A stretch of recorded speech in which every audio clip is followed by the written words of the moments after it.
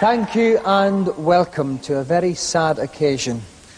Like Liberace, I've tinkered with my last ivory, for tonight sees the final GamesMaster in the series. Over the last 10 weeks, we've introduced television to the joys of video gaming. And we hope we've shown some people the neon delights of arcade ecstasy while satisfying the cravings of the most rampant joystick tuggers. So it is with a huge lump in my throat that I now sadly turn for the last time to the microchip man who's won a place in all your hearts, the GamesMaster. Hello. If it flies, shoot it. That's the message for the first of this week's challenges on Duck Hunt. With your trusty hunting dog flushing out your prey, you have 3 shots to bag each pair of fleeing ducks. You will need to shoot 8 out of 10 ducks on the first level. If you're successful, you'll go on to the second level, where smaller and faster clay pigeons will replace ducks, and you'll need to hit 9 out of 10 for ultimate triumph. Go on, see if you can make my day, young man. And trying to blast some innocent wildfowl tonight is a young trigger-happy lad from Wirral, Paul Gammon.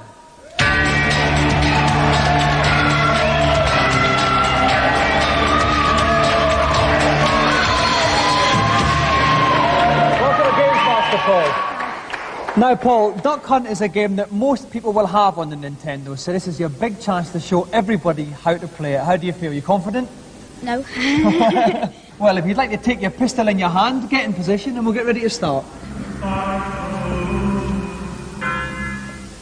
Here again is Jazz Rignall from Mean Machine and CNVG. Jazz, Duck Hunt, what a game. Well, it's nearly as old as the Challenger, but it's fun and that's what counts. Now, any initial hints you could give for this splendid game? Well, apart from moving the gun right next to the screen so you can't miss, that's about it, I think. Okay, well, I'm sure our challenger will bear that in mind. Are you ready, Paul? Then off you go.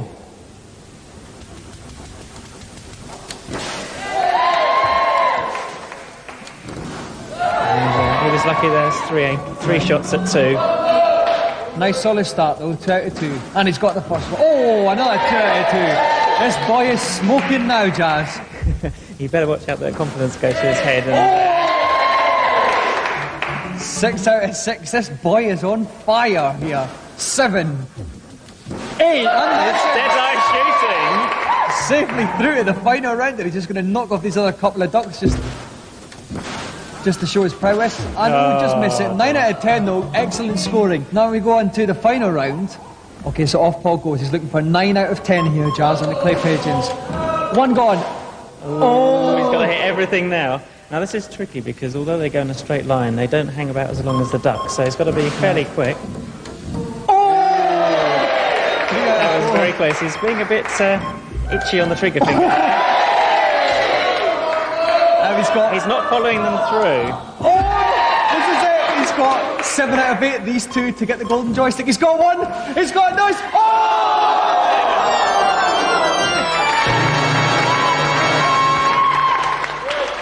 Oh! Paul, you were so close. Jazz Rignall is in tears in the commentary box. That's how close you were. Talk me through what happened in the end. Just got trigger happy. Yeah, you did a bit. But have you enjoyed yourself anyway? Yeah. Well, we've all certainly enjoyed it here, so that's something to take back to Wirral. Thank you very much, Paul. Okay, thanks. So, unfortunately, it is with a heavy heart that we go on to the next stage of the programme. But if after the tenseness of that, you perhaps think that life has lost a little bit of its edge, wait till you see the 3 new games we're reviewing this week. This week, whoops, Vicar, it's time to send Granny out of the room as we look at adult games. First up on the Amiga, Mrs. Whitehouse's favourite, Deluxe Strip Poker 2.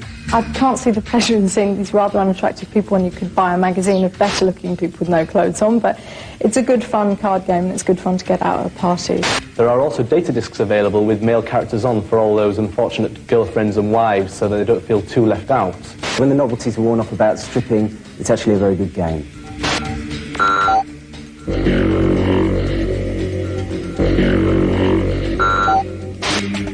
Next up, also on the Amiga, inscrutable oriental puzzles with an attempt at titillation in Geisha.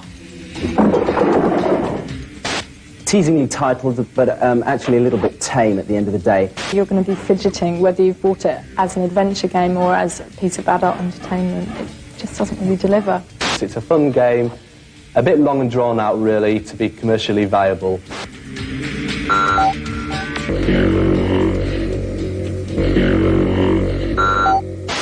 And lastly, fueling the fantasies of balding pot-bellied PC owners everywhere, Leisure Suit Larry 5. It's really good fun. It delivers in an adult way on a humour front, and it's fairly fruity as well. The graphics are excellent. This is a really fun and a challenging game.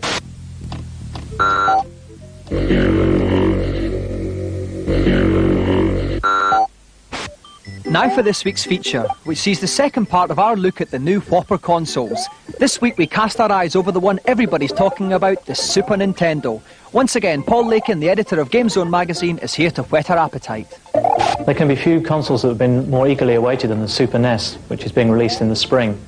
People have probably already seen it as a Super Famicom, which has been available on import.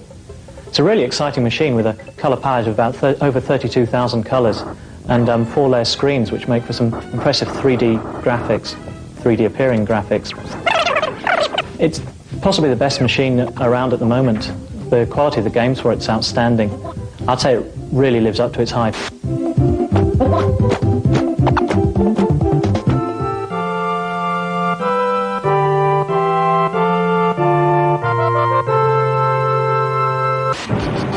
If you'd like more information about anything in the programme, you can call the GamesMaster Club. We'll give you the number at the end of the show. Now, about this time every week, I don't half fancy a celebrity challenge. Well, this week is no different. To hear all about it, let's call up GamesMaster. Nice to see you again. I'm flattered that you've come back to try your hand at another of my little challenges. I thought a spot of football would be rather apt for my second little jaunt, and I've chosen a game by the name of Emlyn Hughes International Soccer. A resilient and hard-tackling England side will pit their skills against the flair of Brazil over 2 90-second halves. May the best team win. And in this fast and furious footballing encounter, young Sonny Neya from Ealing will be taking on the man who named the game, former Liverpool and England captain, Emlyn Hughes.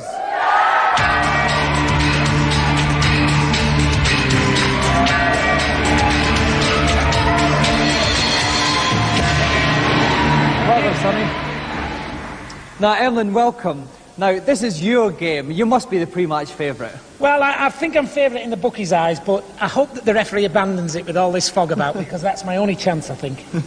Now, Sonny, how do you think you'll handle yourself against Crazy Horse himself? Well, I think I play a lot of computer games at home, so I think I could do it. OK, well, my money's on you for this game, Sonny, I think.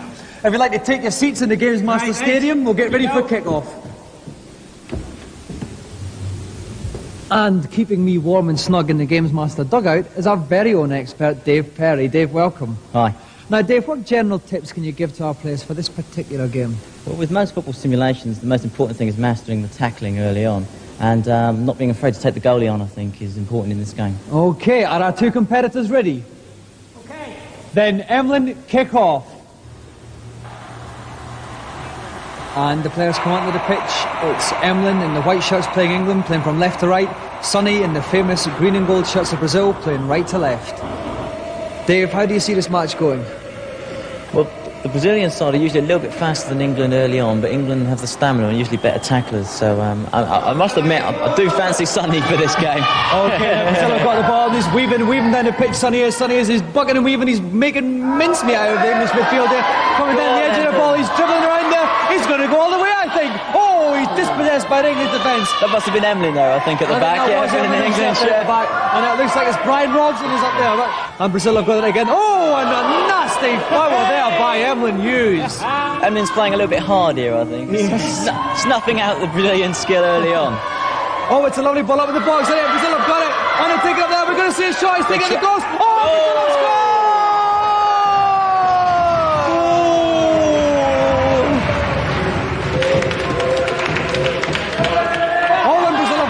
For this lad, and Emlyn is all over the place here.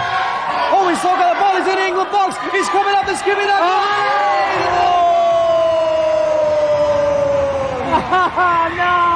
Certainly a crucial factor of this game so far. Watch it, mate. Sonny's Watch willingness it. to Cheating. and Emlyn's inability to stop him in defence. Now, Emlyn's got his work cut out to do. What's my man doing? I keep losing And it. Brazil have got it again from the kick-off. Oh, here they come again towards the England box here. And it'd be nice if England could tackle as well at some We point. could see a third goal, but he's down. He said that Brazil have got it again.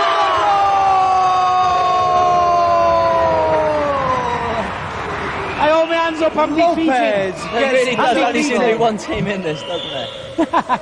So how can Emlyn get back in this game? How can he try some long passes? What does he have to do on the joystick? I would say, yeah, for the How do long I shot, keep he wants losing to, it? he wants to get a bit of pace on his player, pull back on the joystick with the fire button in and let go and really hammer some at that Brazilian goal. Get some rebounds in there.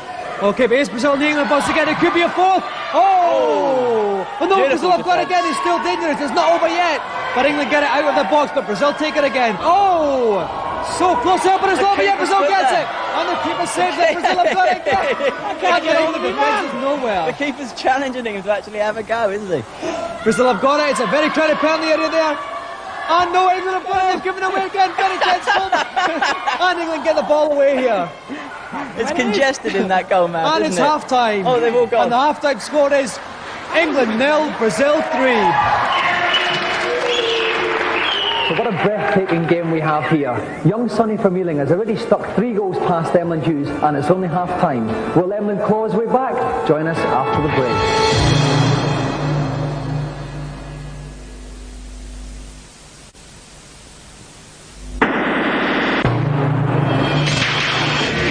Welcome back to GamesMaster Stadium. Young Sonny Nair from Ealing has stuck 3 goals against Emlyn Hughes, to which Emlyn hasn't replied. Will this be a one-way traffic of a second match? Let's kick off the second half to see. So the team's going out for the second half. The English players looking a bit spirited now, Dave. Perhaps they've got the bit between their teeth. But I should think that Emlyn's given them a good talking to at half-time. They certainly can't do much worse than they did No, in they the certainly first can't. half. And Brazil have started again as they mean to go on. And he takes it up into the box. Could There's this the be England another Brazilian defenders. goal, which would surely put the game beyond doubt? But no! Oh my God, he's gone the wrong way! No. It could be. Oh my word! Footballing suicide there from the England centre back. I think England were told to score in the second half, but nobody told them they changed ends. Oh, but they picked it up. Oh no, Brazilians take it back. Oh, what a lovely sliding tackle, but it's not quite good enough. Oh my word! Is it a going to be a penalty? penalty? Yes. Oh, and it's a penalty to Brazil. Could make it. And they take it. Oh, what a save! Don't by say the the goal, he England doesn't know where it is. No!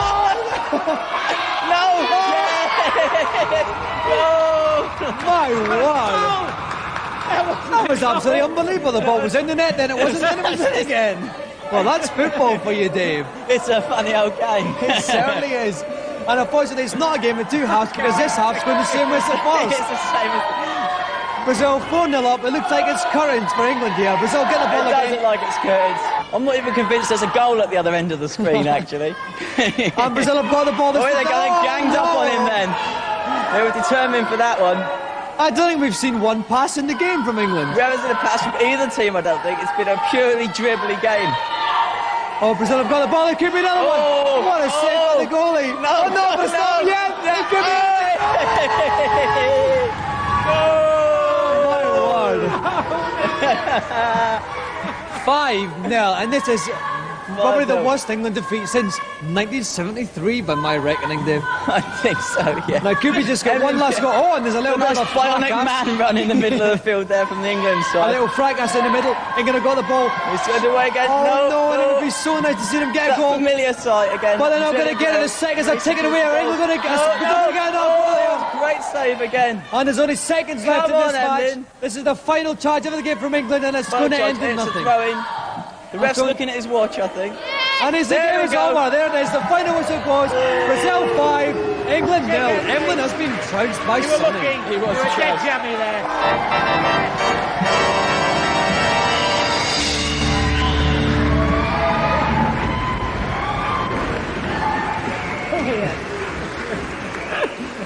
Emlyn, commiserations, Emlyn. Some nice charging runs up the middle, but you couldn't get the ball in the back of the Couldn't net. get the ball in there. They were too good for me, Brazil, and especially this little lad. He had a brilliant match. You did, Sonny. 5-0, bit of a trouncing against Emlyn. How do you think you won? Just attacking him. And the tang of you certainly did. 5 triumphant times. Well, listen, Sonny, by beating Emlyn, you have won the most famous prize in television, our special golden GamesMaster joystick.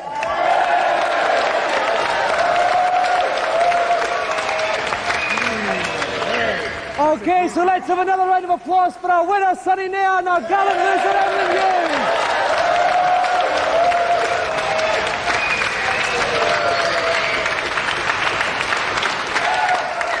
Now, while I take a little breather after that hectic encounter, let's find out the latest tips and cheats in GamesMaster's consultation zone.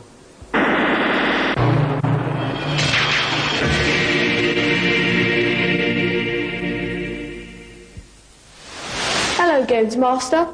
Welcome to my kingdom. Very sadly, we are coming to the end of the series, and you're one of the very last 3 who can take advantage of my advice. So, how can I help you? I can't get through the Lost Woods in Zelda. Can you help me? Ah, Zelda, one of my favorites, so full of surprises. There's only one way through the Lost Woods, young man. Up. Left. Down. Then left again. You can then proceed to the next part of the game. Thank you very much. You'll find it quite easy. Right, next up, please. Hello, GamesMaster. Hello, and what can I do for you?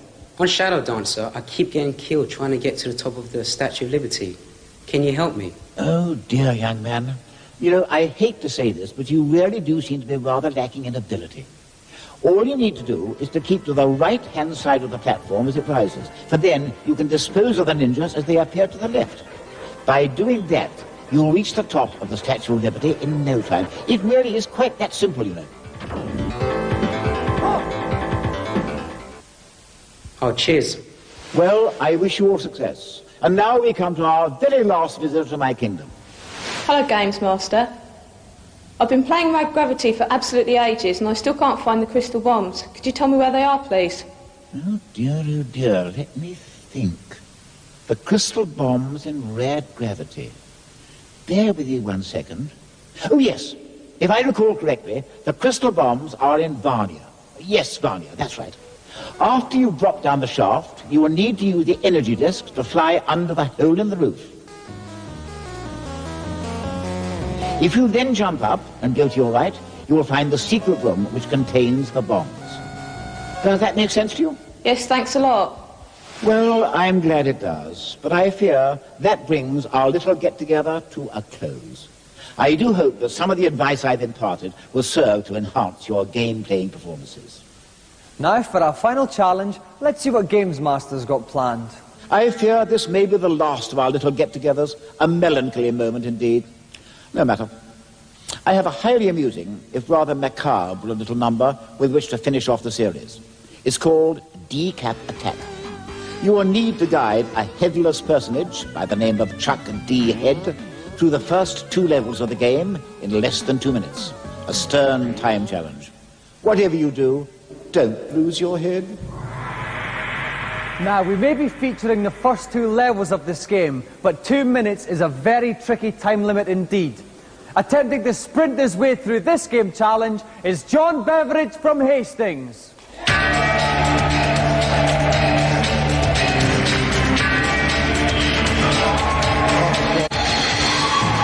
Now, John, this is a very tough game. How long have you been practicing? I've had the game about a week, so I've had quite a bit of practice. Right, that's right. I hear you're a bit of an expert, but it's a very tough time challenge, 2 minutes. Are you confident? Yeah, I am. Okay, that's good to see. If you'd like to sit down, get your joystick in your hand, and we'll get ready to play. Okay. And helping to keep me moist and fluffy in the pulpit tonight is Neil West from Sega Power. Welcome back, Neil. Hi, Dominic. Now, any tips you can give John for the game? Well, you didn't underestimate it when you said that 2 minutes was very, very tough. There's lots of things to pick up, but the one thing he's got to make sure he gets is the head. He can then pick that up and chuck it at his enemies. Right. Very useful indeed. Okay then, John, are you ready? Then your 2 minutes begin now. Off he goes. Yeah, he did the right thing. He went straight to the statue, smashed it open and got himself his extra head. And now he can throw that at his enemies, and that's why it's called Chuck D Head. That's why. Sega joke number 1. Okay, well, he's zooming through these levels incredibly fast. He's jumping over a lot of them. Is that quicker? Yeah, that's the best idea. He can get all sorts of good things by killing baddies. Oh, my word, I must interrupt you, Neil. What a lovely little spike he jumped on there. That was excellent. Yeah, it's a bouncing pole. If he grabs hold of that, he can catapult himself all over the level. And those little boxes there. If he jumps on top of those, it gets catapulted. Okay, just over 30 seconds gone, little over a quarter of the way through the challenge. He's doing very well, Neil. He's doing very well indeed. As you said, he's not taking time out to beat the baddies, he's jumping over them. That's a lot quicker. He's got the right idea there. And he can go very fast indeed here. And here he comes towards the end of the first level. Halfway through the challenge. No problem. And that's 50 seconds gone, but it's going to take a bit of time to change over, leaving himself just over a minute, Neil. Can he do it? Yes, he can. He hasn't taken a hit. He's still got his head and everything's going great. As long as he keeps this up, he should just do it. Okay, now these arrow things are giving him a further jumping power. They are, but he's got his head, and he can chuck that back and it comes back like a yo-yo. Very useful indeed. Now, level 2's a lot trickier than level 1, and the only thing he's got to worry about, really, is losing his head. If he loses that, he'll be in big trouble, but he's doing okay Okay, so far. 45 seconds left here. It's going to be very, very close, but I think he's going to do it, Neil, He took a bit of time there. He missed the jump, so he had to go back and do it again. That must have wasted him a good 5 seconds. Right, well, he's got just over 30 seconds left here. I see he jumped on a skull there to get up, and oh, no, he's been hit once and he's lost his head. He's lost his head. That's going to be a big problem. He now can't afford to take any hits whatsoever, and it's also going to find it a lot tougher killing the baddies. And he's punching through those blocks. These arrows are shooting him up there. 20 seconds left here. He's shooting up those walls again. That bouncing through the blocks was very clever. That was a very neat shortcut. He's going to make it. And he just done it. Yes! With 12 seconds left, John has completed the challenge. We have a winner. Well done, John. Now, John, you haired through those levels here, but you came a little bit unstuck in the second one. You took a hit, you lost your head. Were you worried at all? No, not really. I knew I was near the end, so... Right, and you did it with 12 seconds to spare. It was incredibly good. And as a result of this, being one of our games playing champions, you win the prize that cannot be priced, our golden GamesMaster joystick.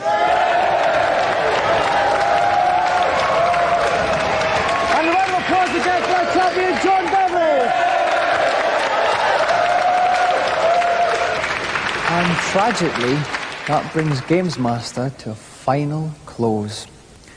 So for the last time, I slip on my smoking jacket and take a melancholy mug of rosehip. And I can only wish that one day we'll resume our blossoming relationship. Good night.